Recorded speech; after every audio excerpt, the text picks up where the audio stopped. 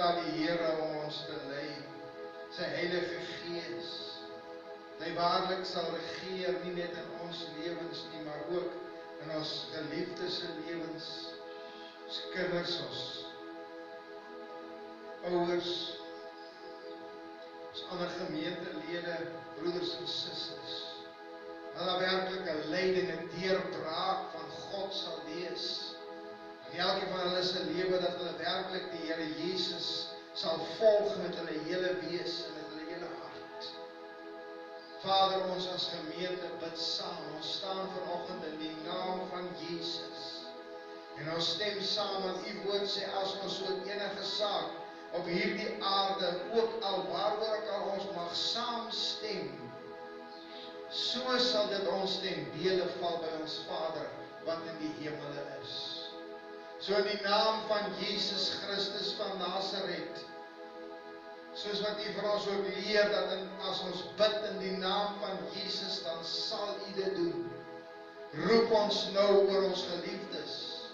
Ons roep oor ons kinders, ons roep oor ons ouers, ons roep oor ons familie.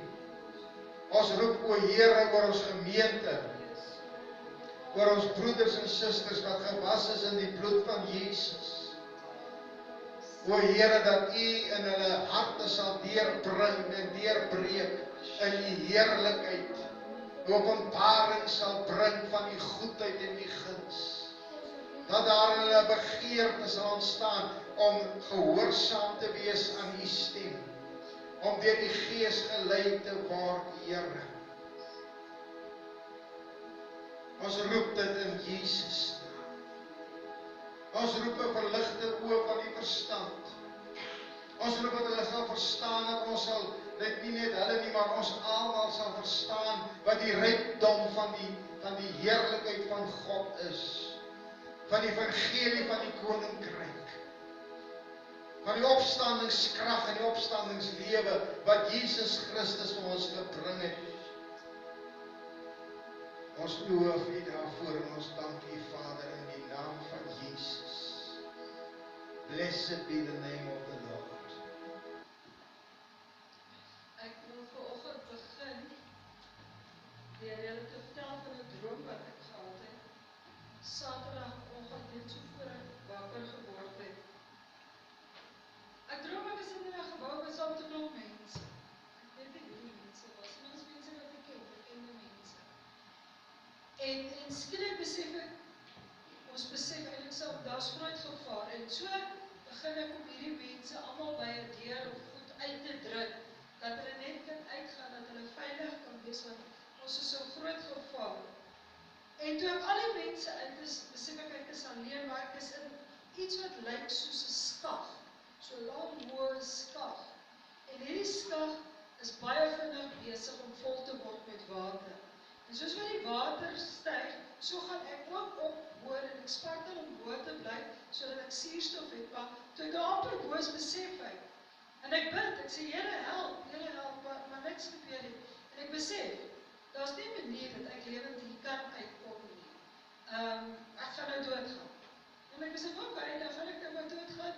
Ek sê, dankie Here, en ek bly die bloed van Jesus oor my, dan kom so 'n rustigheid en vrede oor my.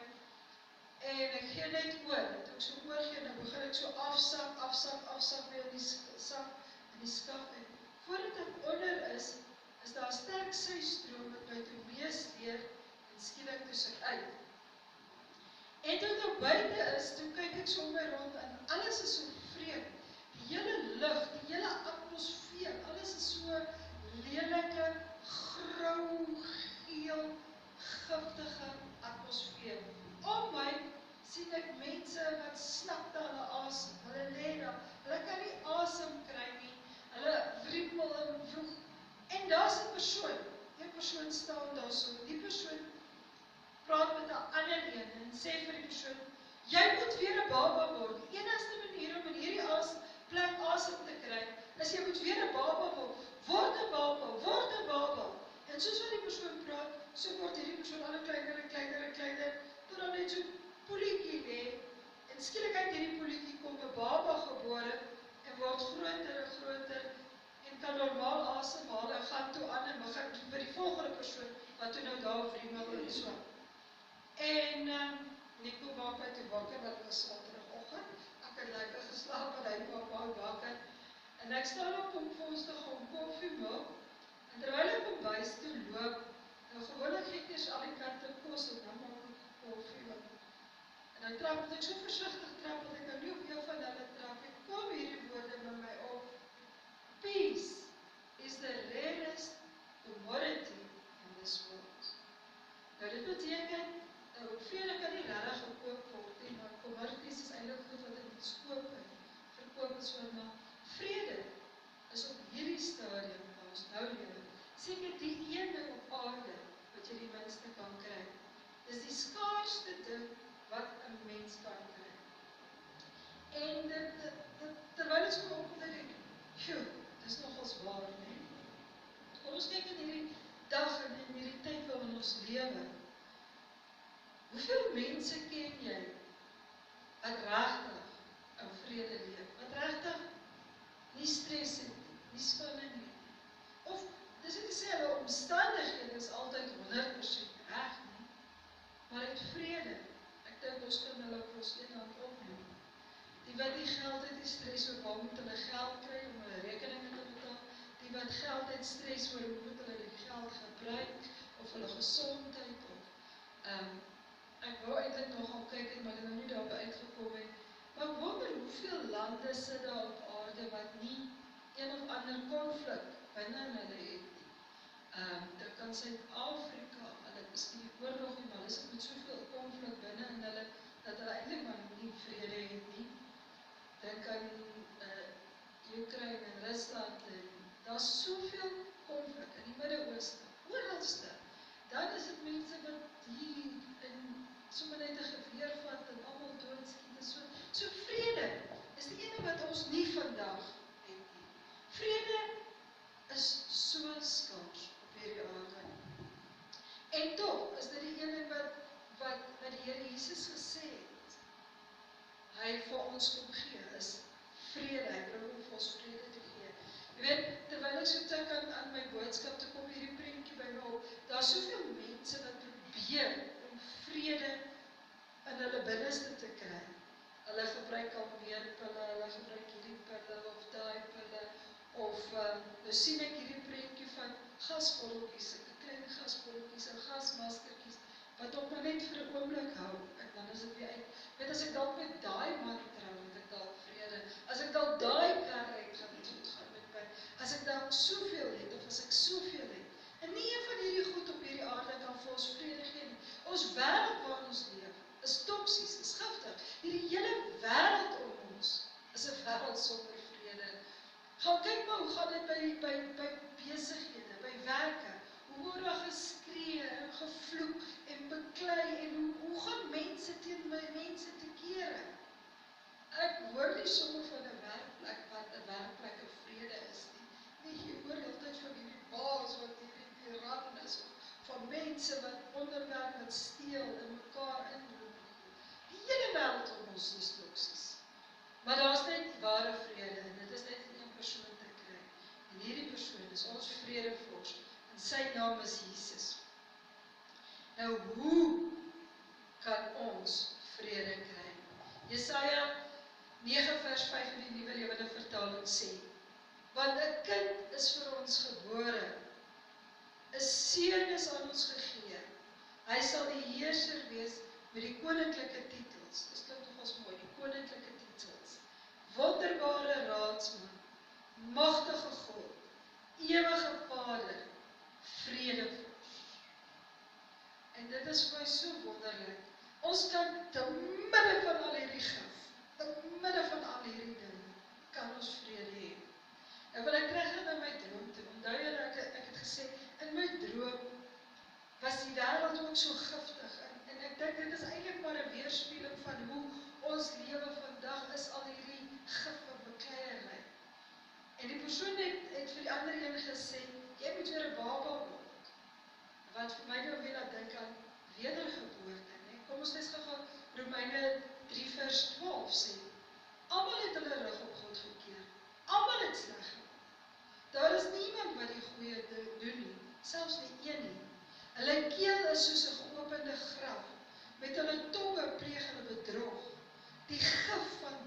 dodelyke slange drup van hulle lippe. Hulle monde is vol vervloeking en bitterheid. Hulle is hastig om moord te pleeg. Oral waar hulle gaan, laat hulle verwoesting en ellende agter. Hulle weet nie waar ware vrede lê nie. Eerbied vir God speel by hulle geen rol nie. Nou dit is so tipies van hoe hierdie wêreld is. En ons lewens was ook almal so gewees. Op 'n stadium was ons lewe ook so. Efesiërs 2 sê, ons lewe as gevolg van ons sonde en goed, was ons ook deel van hierdie toksiese, giftige wêreld. Tot op die dag wat ons Jesus Christus in ons lewe aangekom het. Totdat ons op die dag gekom het, wat ons vrede gemaak het met God. En hierdie week het ons so 'n bietjie gekyk, soos ons deur die boek van Kolossense werk, het ek gepraat oor God se vredesooreenkoms, wat hy met die mens gemaak het. Nou, omdat ons bekend is met oorlog, weet ons ook wat beteken 'n vredesooreenkoms. 'n Vredesooreenkoms beteken, die twee partye wat met mekaar beklei, gaan sit op die tafel en dan sê hulle, goed, ek het hierdie en hierdie dinge verkeerd gedoen, en nou sal ek die prys moet betaal, is nou dit en dit, of die ander party sê, goed, jy moet aan daai betaal, en jy moet dit betaal. Ek dink nou byvoorbeeld in die Tweede Wêreldoorlog, wat Duitsland soveel skade aangerig het. Toe dan nou vrede kom, toe word Duitsland beboet. Duitsland is gesê, Duitsland, jy moet uitbetaal aan daai mense.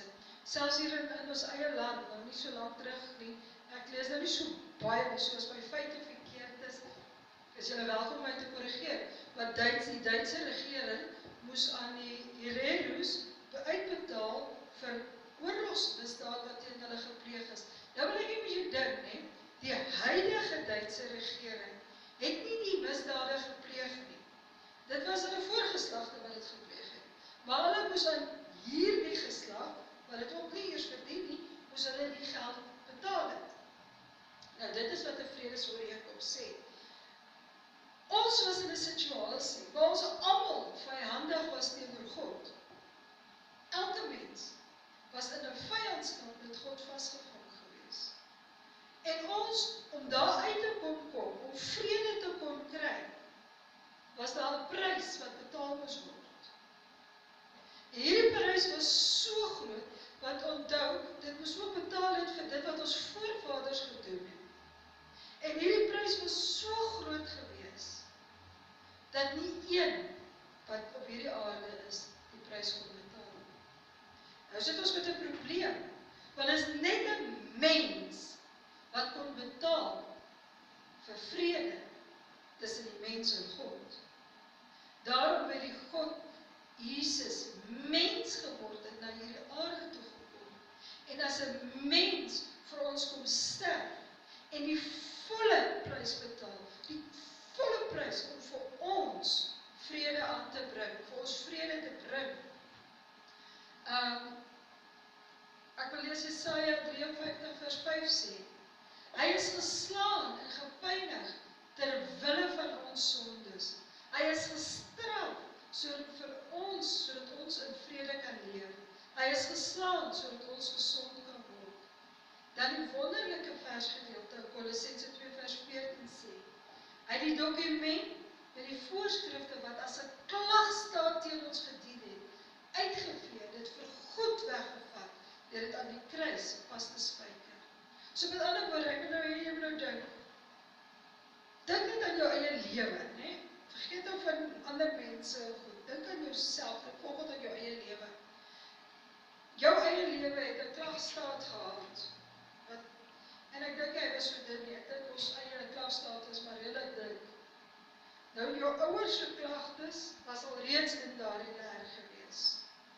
Jou voorgeslagte se klagstate was daar al reeds in daardie leer.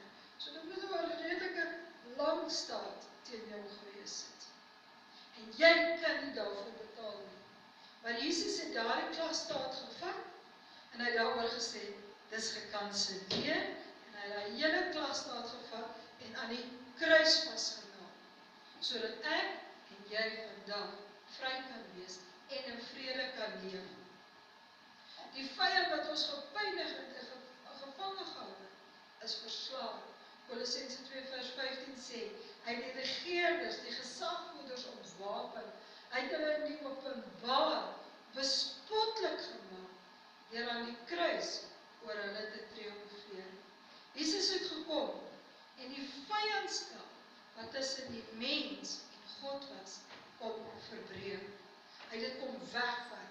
Efesiërs 2 vers 14 sê, Christus het inderdaad vrede tussen ons gebring. Deur sy liggaam aan die kruis te gee, het hy die twee groepe een gemaak. Ja, die muur van vyandskap het hy afgebreek. Vers 16. Ja, deur sy dood aan die kruis het hy die vyandskap beëindig. So het hy albei groepe in een liggaam met God versoen.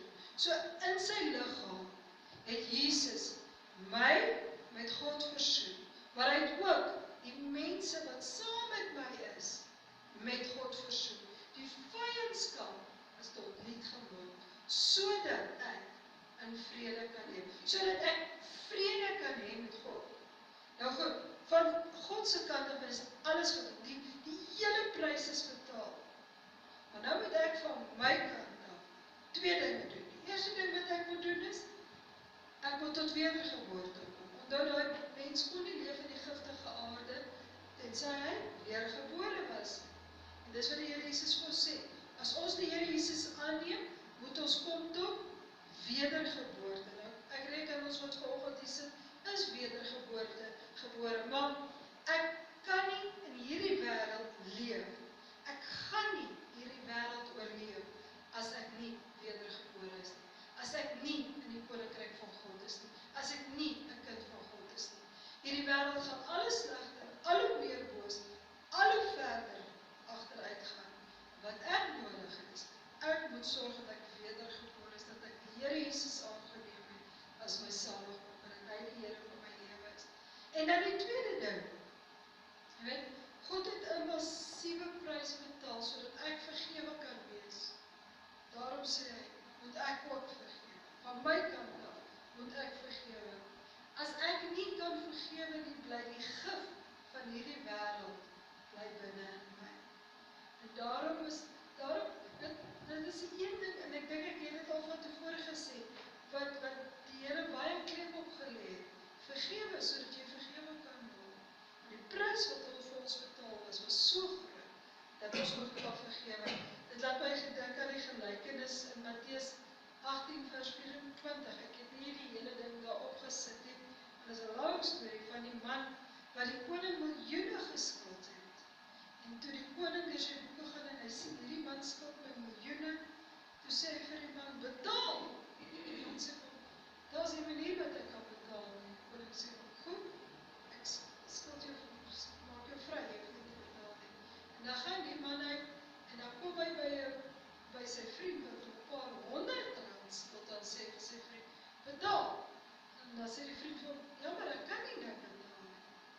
En dan gryp hom en sê, jy is sleg, dan gaan hy sy vriend te slaan.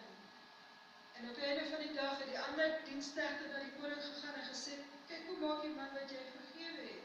En die koning het gegaan, die laaste vers, het hom oorgegee aan die folteraars, elke sent uit hom uit te pers, totdat hy al sy skuld betaal het. Het hom oorgegee aan die ou vertaling sê aan die pynigers.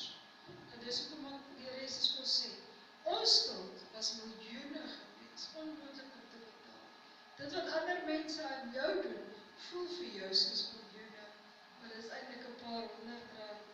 En ons moet mekaar vergewe. As God ons kon vergewe, is dit ons taak om mekaar ook te vergewe. Ons sit vanoggend aan die nagmaaltafel. En ek wil vanoggend ook, terwyl ons besig is met die nagmaal en die nagmaal gebruik, wil ek vra, kom ons maak ons oë toe en ons sê, Here, as daar iets in my lewe is, as daar iemand in my lewe is, wat ek nodig het om te vergewe, help my om te kan vergewe. Help my om werklik vry te wees. Kom ons bid saam. Hemelse Vader, ons kom vanoggend na U toe en ons vra vanoggend vir U, dat die bloed van Jesus ons sal reinig en ons volkome sal skoonmaak. Dankie vir hierdie groot offer wat vir ons betaal is. Dankie dat U gekom het dat ons ware vrede kan hê, dat ons met die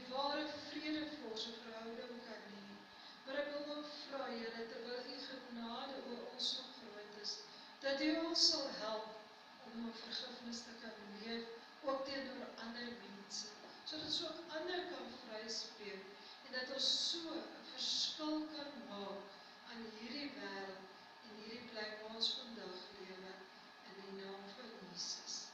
Amen.